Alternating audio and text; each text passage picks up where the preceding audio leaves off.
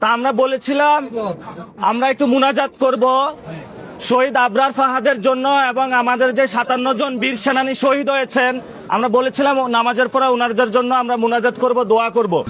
আল্লাহুম্মা আমিন।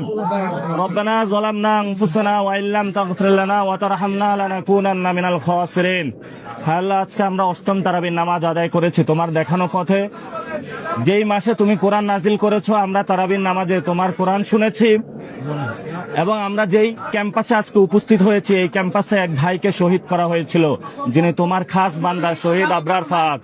আল্লাহ, শহীদ আবরার ফাহাদকে জান্নাতের সর্বোচ্চ মাকামে স্থান দান করো।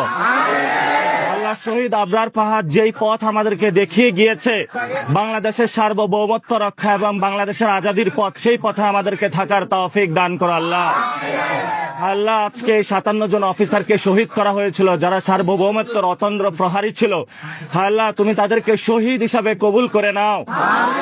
আল্লাহ, আমাদের বীর সেনানী যারা সেনানিবাসে রয়েছে আল্লাহ তাদেরকে সার্বভৌমত্বের পক্ষে সবসময় লড়াই করার তৌফিক দান করো। আল্লাহ, আমাদের যে ভাইয়েরা বিভিন্ন সময় অফিসার ভারতের পক্ষে অবস্থান নিয়েছে বাংলাদেশের বিপক্ষে গিয়ে, হায় আল্লাহ তাদেরকে তুমি উত্তম বিচার করো যাতে তারা বাংলাদেশে আজীবন মানুষের সামনে একটি জিল্লতির জীবন যাপন করে সেই তৌফিক তাদেরকে দান করো।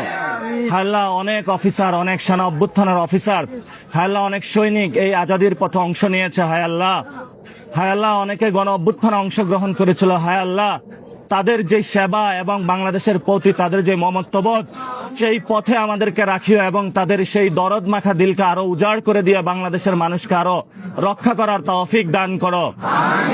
হায় আল্লাহ, নতুন ভাবে এই বুয়েটের যেখান থেকে আজাদির পথের যাত্রা শুরু হয়েছিল, হায় আল্লাহ আমরা ওই সময় এসেছিলাম শহীদ তিতুমির হলে, আমরা দেখেছিলাম কিভাবে তাকে হত্যা করা হয়েছে। হায় আল্লাহ, পুরো বাংলাদেশের 18 কোটি মানুষকে ভারতীয় আধিপত্যের বিরুদ্ধে দাঁড়িয়ে নতুন বাংলাদেশ গঠন করার তুমি তৌফিক দান করো। রব্বানা তাকাব্বাল মিন্না ইন্নাকা আনতাস সামিউল আলিম ওয়া তুব আলাইনা ইন্নাকা আনতাত তাওয়াবির রহিম। আমিন বিরহমাতিকা ইয়া আরহামার রাহিমিন।